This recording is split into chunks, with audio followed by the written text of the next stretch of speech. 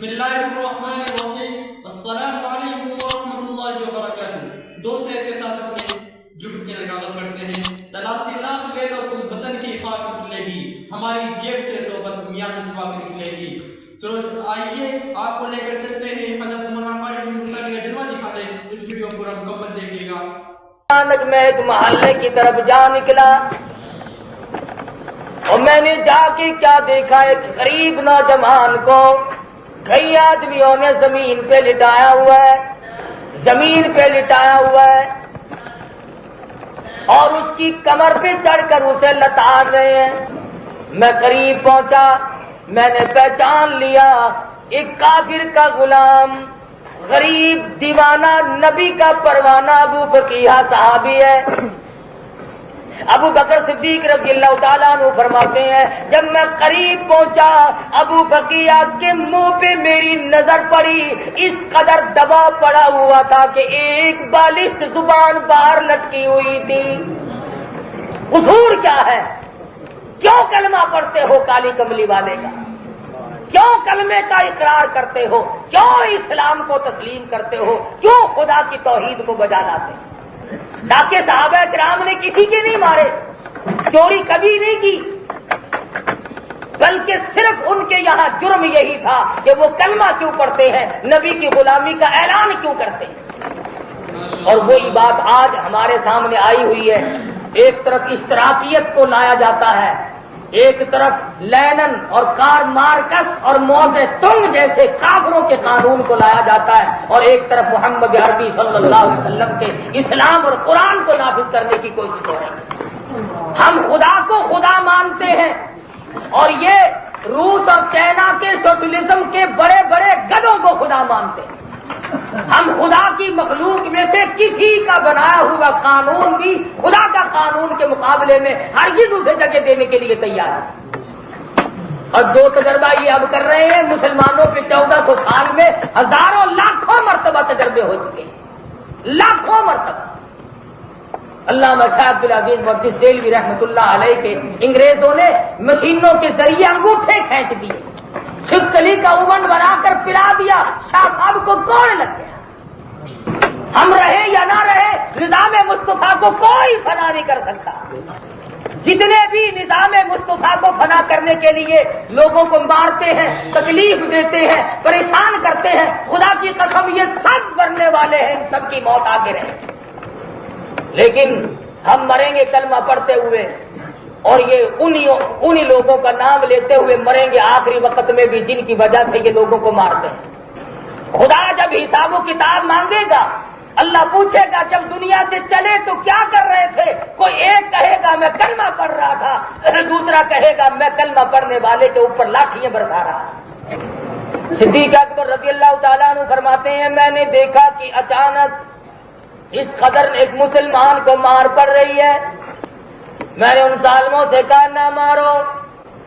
ظالم کی یہ بڑی عادت ہے، اسے جتنا کوئی یوں کہے نا کہ نہ مار وہ اور مچرتا ہے، مستی میں آ جاتا ہے۔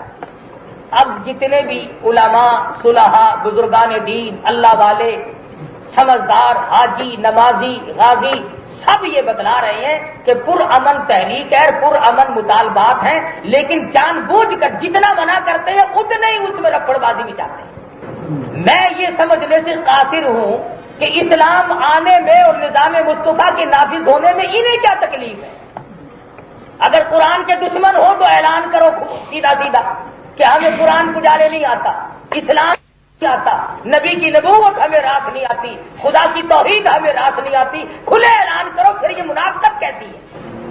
سیدنا ابو بکر صدیق رضی اللہ تعالیٰ عنہ فرماتے میں نے منع کیا نہ مارو، غریب آدمی ہے، مسکین ہے، نہ مارو۔ انہوں نے کہا غریب کو مارنے میں تو مزہ آتا ہے، تکڑا کم مار کھاتا ہے، تکڑا کم مار کھاتا ہے، مار تو کھائے گا ہمیشہ غریب، مار کھائے گا کمزور، مار کھائے گا مسکین، لیکن اس وقت تک جب تک کہ اس کا خالق و مالک اس کا ساتھ نہ دے، اور جب وہ ساتھ دے گا تو پھر اس کا مقابل دشمن جو ہے وہ مرا مرایا۔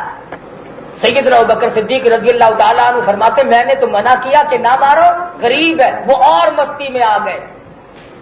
ابو بقیہ کی کمر پہ پشت پہ چھلانگیں لگانی شروع کر دی، فرماتے ہیں میں بالکل قریب کھڑا تھا، نزدیک تھا، اچانک میرے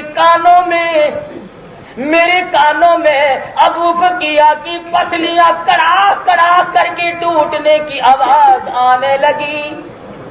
صحابی کی پسلیاں توڑ دی۔ جرم کیا ہے؟ کلمہ کیوں پڑھتا ہے؟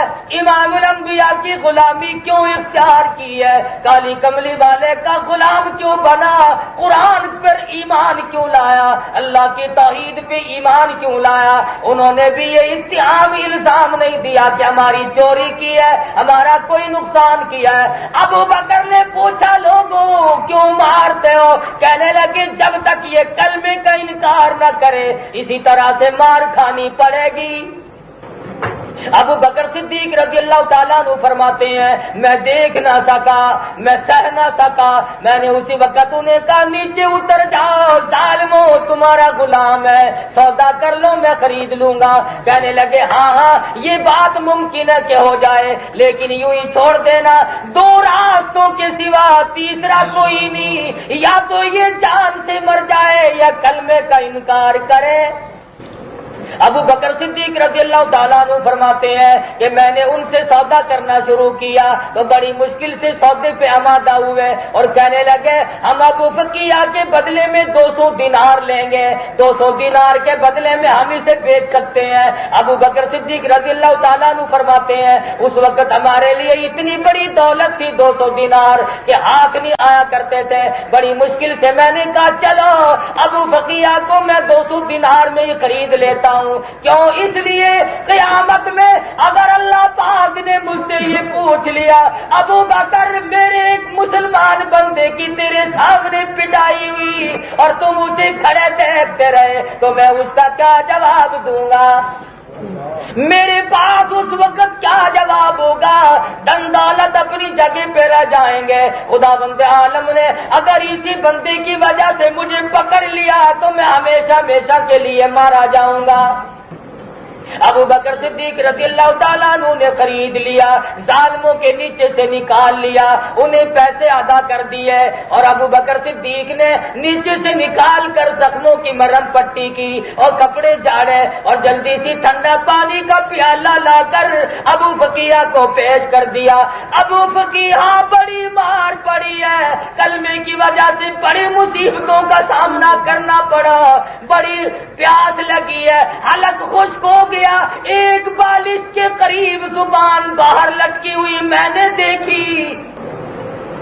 ظالم نے اپنے ظلم کی انتہا کر دی، پر ابو بکیہ تو نے بھی اپنے عشق کی انتہا کر دی۔ وہ کہنے لگا ابو بکر تیرے احسان کا بدلہ خدا دے گا، میں کیا بدلہ دے سکتا ہوں؟ میں غریب ہوں، میں نادار ہوں، میں مسکین ہوں، میں مفلس ہوں، میں فقیر ہوں، میں کیا بدلہ دے سکتا ہوں؟ میرا پروردگار تجھے اس نیکی کا بدلہ دے گا، پر پانی پینے کے لیے مجبور نہ کر، میں پانی پی نہیں سکتا۔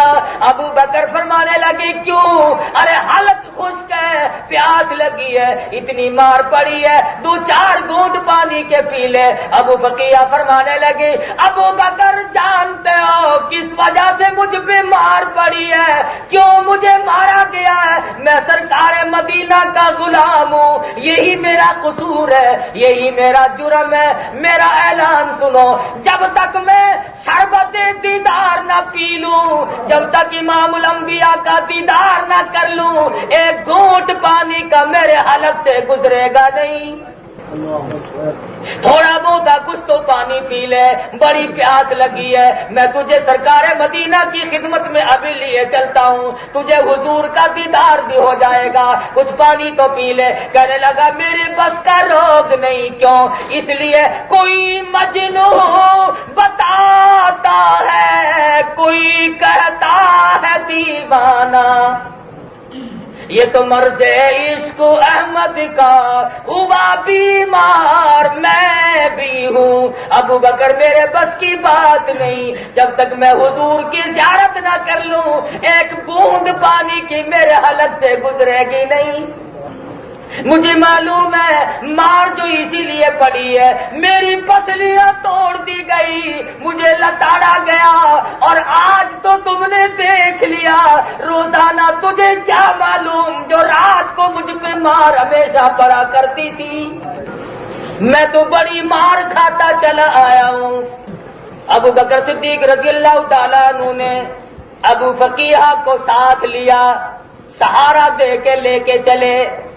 ادھر کسی مسلمان نے جا کر دوڑ کر سرکار مدینہ کو بتلا دیا، عرض کر دیا ابو بقیہ کو بڑی مار پڑی ہے، اس کی پسلیاں توڑ دی گئی۔ ارے آج کسی کو چوٹ لگے گی، اس کے گھر والے رویں گے، اس کے رشتے دار رویں گے، اس کے عزیز و اقربا رویں گے۔ خدا کی قسم ابو بقیہ کو مار پڑی۔